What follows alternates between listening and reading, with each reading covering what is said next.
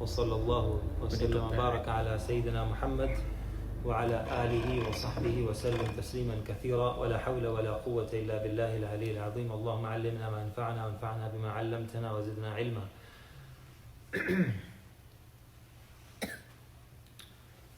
Inshallah, tonight we'll go over the second wife of the Prophet ﷺ, al-Mu'mineen, Sauda al-Amiriyya bint Zam'ah bin Qais bin Abd Shams. Her mother is Ash-Shamus, according to some, bint, the daughter of Qais bin Zayd, the son of Zayd. She was born in Makkah Mukarramah, and the Prophet ﷺ married to her after Khadija radiallahu anha passes away, and she's married to the Prophet ﷺ for all the way until the Prophet ﷺ passes away, and then lives on, and she dies in somewhere towards the end, according to some, the 22nd of the Hijrah of the Prophet ﷺ, in the end of the Khilafah of Umar radiallahu anhu. She was previously married to As-Sakran bin Amr, and she did Hijrah twice from one of those people. Went first to Habasha, and her husband Sakran died in Habasha, in Abyssinia, and she had 5 children from him. So that's the overview of our mother, the mother of the believers, Sauda bint Zam'ah radiallahu anha. After the Prophet ﷺ goes through a massive of trials and tribulations and grief period, in particular his best friend, closest one to him, sallallahu alaihi wasallam, and the mother of all of his children, Khadija radiallahu anha, she passes away. So that's like a very emotional support that was taken away, a very internal and a very intimate kind of support that a person has. That's why it's called the better half. Also, a great support came from his external family members, who was his uncle, and he was not just an uncle, he was also the uncle of the community. Right? You have some uncles in the community who kind of drive the community, have their say in a lot of the major affairs. That was his uncle, and he had his support. So imagine, with all the things going on for those 10 years, he was like holding back like a dam. And once that dam was broken, things just flooded the Prophet ﷺ's life with all kinds of difficulties and problems. And that's why at that time, that year, the 10th of Nubuwwah was called Aam al-Huzn, the year of grief, right? Losing all of that, and plus the flood of all different types of animosity towards the Prophet ﷺ. So after the Prophet ﷺ has gone, and he's going through, and he's emotionally broken from inside, although he's a mountain of steadfastness and faith, nonetheless he's also a human being. Innama ana bashar. The Prophet ﷺ, he is a bashar, he's a human being. But la kal bashar, he's not like any other human being. But nonetheless, he's a bashar, he's a human being. So he was going through that, and a lot of the Sahaba also could sense that he has lost great companions and great friends. Therefore, perhaps maybe to fill that void, maybe we could suggest him to marry a second wife. And also keeping in mind that we talked about Khadija radiallahu anha, her whole story, we know that he didn't have a second wife, although it was a tradition. He had a good time, 25 years. That's a prime time of the Prophet ﷺ's life. He is now in his 50s, early 50s, 50, and 25 years of his prime time he has spent with with Khadija radiallahu anha. So that void is there. The Sahaba want to ask. Nobody can actually do that. Sayyida Sauda radiallahu anha was presented by the wife of Uthman ibn Mad'un radiallahu anh, Khawla. Her name was Khawla. And she came in, she said, "O Prophet of Allah, why don't you get married? You are still a young man, although you're 50 years old, and you are noble," and so on and so forth. You mention all the things. And anyone, if you talk to and you ask their daughter's hand, they will give it to you. Do you want a virgin, or you want a married, a divorcee, or a widow? Whichever you choose, everybody will be fine with that. The Prophet ﷺ said to her, "Well, I'm okay." And then she said, "How about Abu Bakr's daughter, Aisha?" The Prophet ﷺ kind of said, "That will also be fine." And then she said, "How about Sauda? She is a widow, and she has lost her husband, and she has experience. She's a little older, mature." The Prophet ﷺ said that that's also a very good option. So she goes and talks to Sauda radiallahu anha. She's hesitant because of what she had experienced in her life. She had some bitterness of what she has also lost, because from day one, from the time she accepts Islam, she's one of the first ones to come to Islam, embraces Islam, but her husband never embraces Islam. There's a lot of also challenge from her family, like her father, not so, but her brother and her other uncle and other family members who were very harsh against her. But nonetheless, she has her husband, who is kind of supportive but not interested in becoming Muslim, and now she has 5 children. She asked permission to go to Habasha. They all go to Habasha, stay there, and at one point, Sakran, her husband, passes away. Some scholars say that he accepts Islam, but most say that he actually, at that point, he adopted Christianity, because Ethiopia was a very Christian place, and we know Najashi accepted Islam. However, after he dies and she comes back to Mecca, she's also going through a period, but she is also 5 years older than the Prophet ﷺ. She's 55 at this point. The Prophet ﷺ talks to her, and she says that, I am not one of those that will have any interest in marriage. I'm not that young. I'm not attractive, and so on and so forth. She mentioned some of those things. And she says that, I think the most important thing is that I have 5 children of my own. And the Prophet ﷺ, he is also going through a phase that he also has young kids. Someone needs to take care of them. Now, taking care of 5 plus another, how many more? 4 at least. Some of them already married, but Fatima radiallahu anha is still much younger. Kulthum and Ruqayya radiallahu anha, they are still not married. She says that, I may not be able to be up to your standard, and I will not be able to serve you the way how I should. The Prophet ﷺ said that you don't have to worry, and he kind of gave her comfort. And then she spoke to her father. Her father was still around. She spoke to the father, and the father was very happy about that. However, the brother was still angry, and at that time he was somewhere else in Sham traveling, and he got the news. He says later on he accepts Islam along with her father. Father also accepts Islam, and her uncle as well, who was also a very staunch enemy of the Prophet ﷺ. He said that later on, he says that I regretted that moment when I heard the news that, Sauda, my sister, is getting married to the Prophet. I just tore my hair and tore my clothing.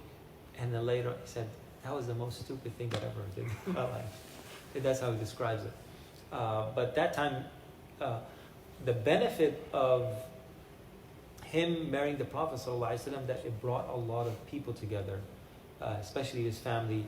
They said, she's married to now the noble, the Prophet, so on and so forth.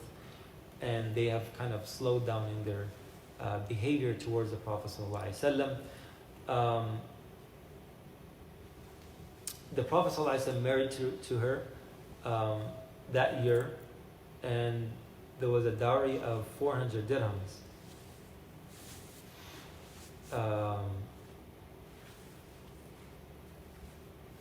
When she heard the news that the Prophet ﷺ is going for hijrah, as we heard in the story of her, the Prophet's other daughters, especially Zainab radiallahu anha, the Prophet ﷺ sent one of his close companions. If anybody can remember, who was that Sahabi? Huh? One of the very close, he's like very close to the Prophet ﷺ. He's like one of his also family members. Close, not too far. Zayd ibn Haritha, right? Zayd ibn Haritha. He's like his son to the Prophet ﷺ. So he sends to bring his daughter, and also he goes to bring Sauda radiallahu anha, because she's the wife of the Prophet ﷺ at that point, and there was no other wives of the Prophet ﷺ. He only married Aisha radiallahu anha after that in Medina, as we will talk about her history insha'Allah. Some interesting points about the virtue of Sayyidah Sauda al-Mu'mineen radiallahu anha.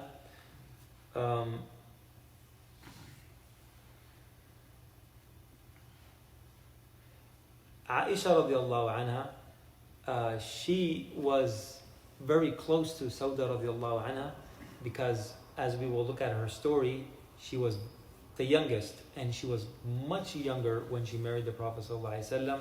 So the relationship of the two wives was like a mother-in-law and daughter-in-law relationship. More like a motherly relationship and a daughter relationship.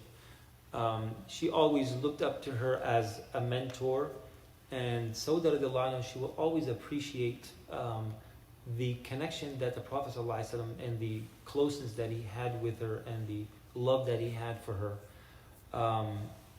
One of the things that is very interesting, that they also kind of had a great moments together. One of the moments is that once the Prophet ﷺ was eating, and Sauda radiallahu anha was sitting besides the Prophet ﷺ, and Aisha was serving the Prophet food, and Aisha says to Sauda radiallahu anha, "You have to eat." And she says, "No, I don't want to eat." So she insists, "No, I insist that he eat." And she says, "No, I don't want to eat." Right? Then she insists a third time. He says, "If you don't eat, I'm going to take this plate and wipe it on your face." You know the cake thing that people do, right? I will do that. She said, "I don't care." She took the plate and smeared it on Sauda radiallahu anha's face. And the Prophet ﷺ was looking at that, and he says, "Sauda, what are you waiting? Go ahead, it's your turn now." And she took the plate and also smeared it on Aisha radiallahu anha's face. This story, Aisha radiallahu anha, she herself tells us the story. So it's very interesting that the relationship that they had. So one of the things that we learn from this, that Sauda radiallahu anha, she understood her place in the Prophet ﷺ's life. The Prophet ﷺ in return also understood what contribution she has given to the Prophet ﷺ, that she has become the second mother to his children, right? And the Prophet ﷺ then took care of her children as well, her 5 children. So that kind of understanding one another, and loving someone requires a lot of giving. So sometimes you have to understand the person that you love, what they love, and sometimes you give up or you sacrifice some of your own things for the other. In one counter, the Prophet ﷺ said to Sauda radiallahu anha, because she was quite older, and later on, as we will go through the other Ummahat al-Mu'mineen, they were much younger than her. She was, according to some, the oldest, and she kind of distanced herself from the Prophet ﷺ somewhat.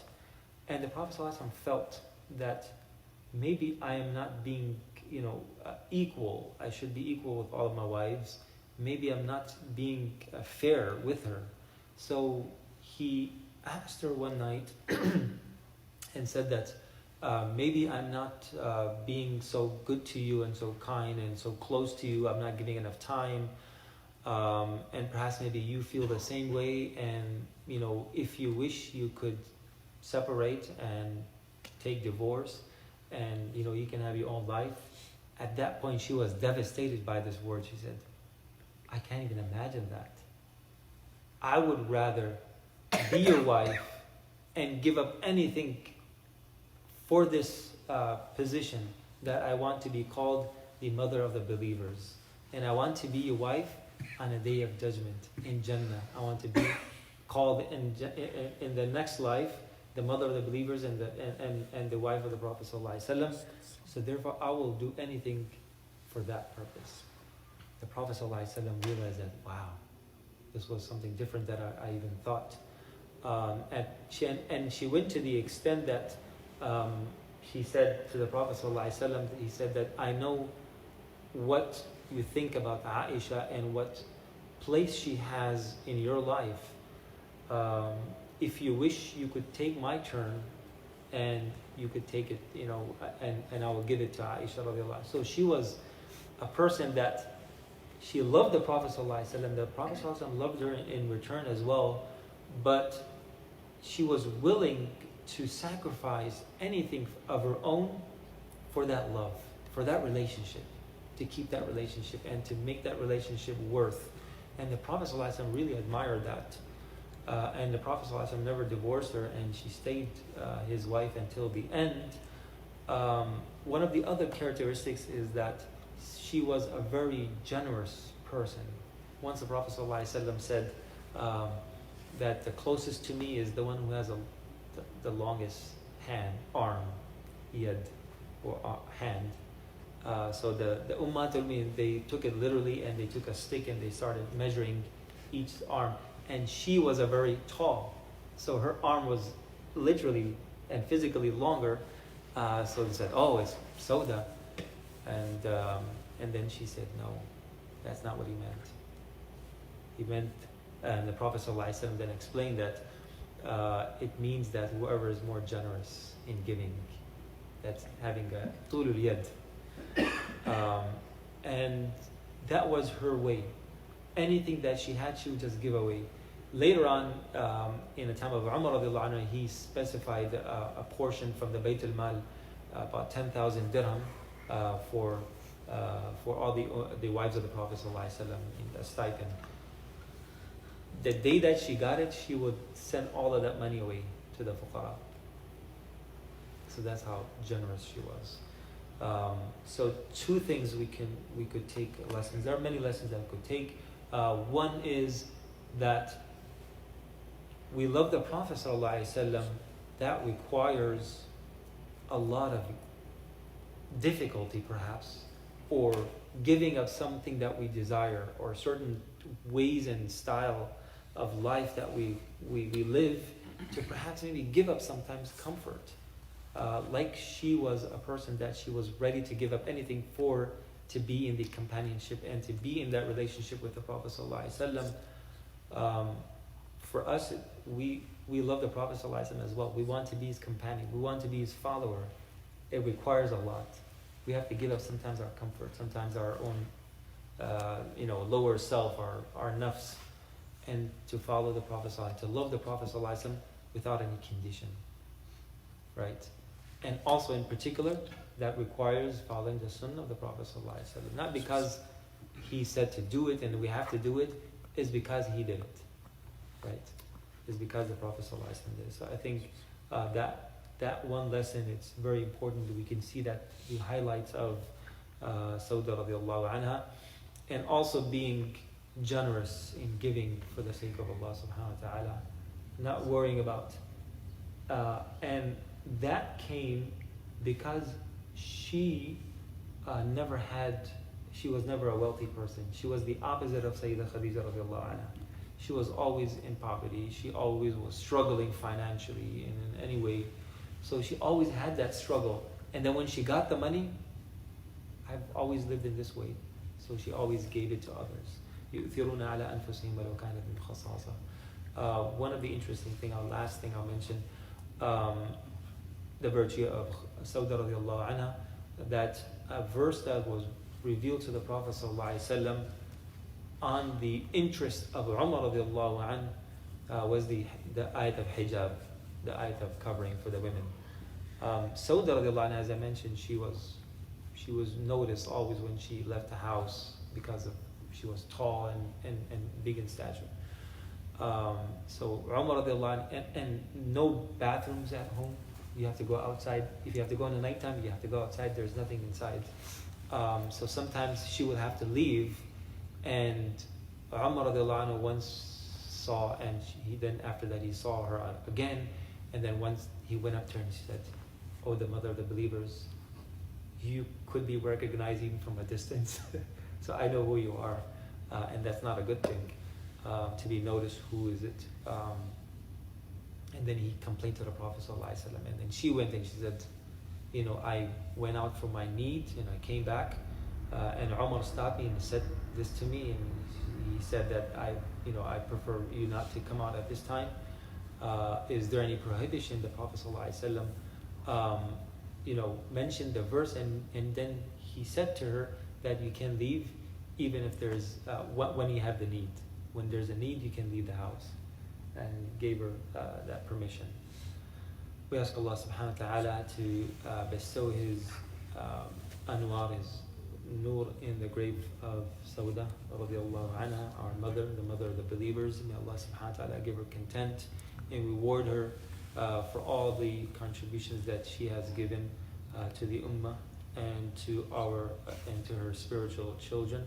And we ask Allah subhanahu wa ta'ala to elevate her ranks and bless us, and may Allah subhanahu wa ta'ala make us to learn those lessons that she left for us. Wa sallallahu wa sallam ala Sayyidina Muhammad wa ala alihi wa sahbihi wa sallam.